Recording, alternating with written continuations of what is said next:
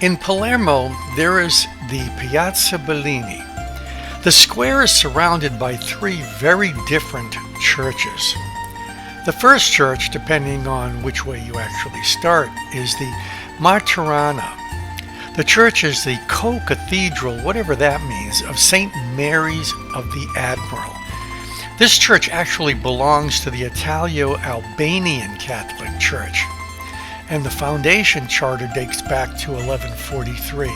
The nuns of Martorana were famous for their molded marzipan.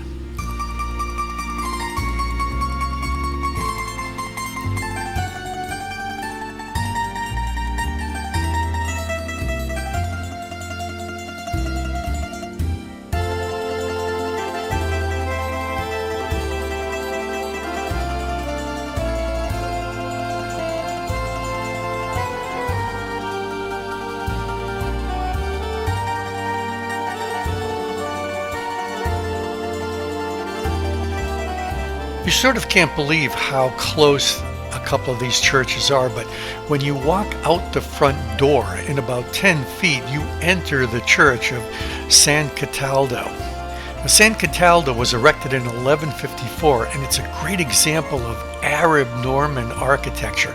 In the 18th century, the church was used as a post office.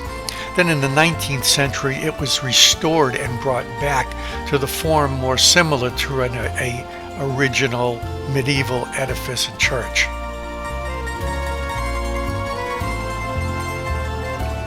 When you leave that church, you walk across the piazza and you're in the Church of St. Catherine.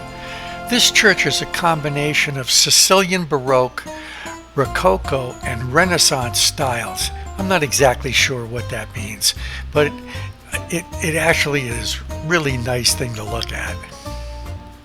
The church was built in 1310 as a female monastery under the direction of the Dominican order. During the 19th century, the church was damaged on several occasions. During an uprising of 1820, a Sicilian revolt in 1848, the Gaggia revolt, the insurrection of Palermo in 1860, and the Sette e Mezzo revolution in 1866. So it's had a pretty turmoiled history.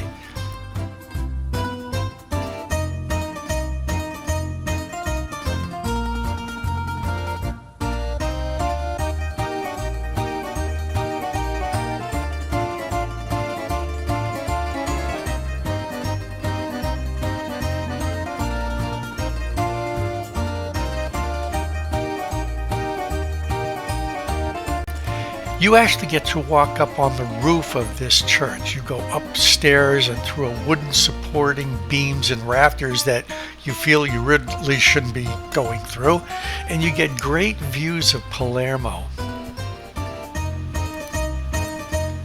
You gotta think, there are so many places of worship, all within walking distances of each other, were there really that many people to support so many churches?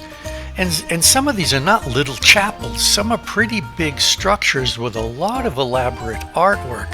But the Norman kings of Sicily, after the Moors were defeated, promoted the construction of many churches at Palermo, where it is said that they found 300 mosques.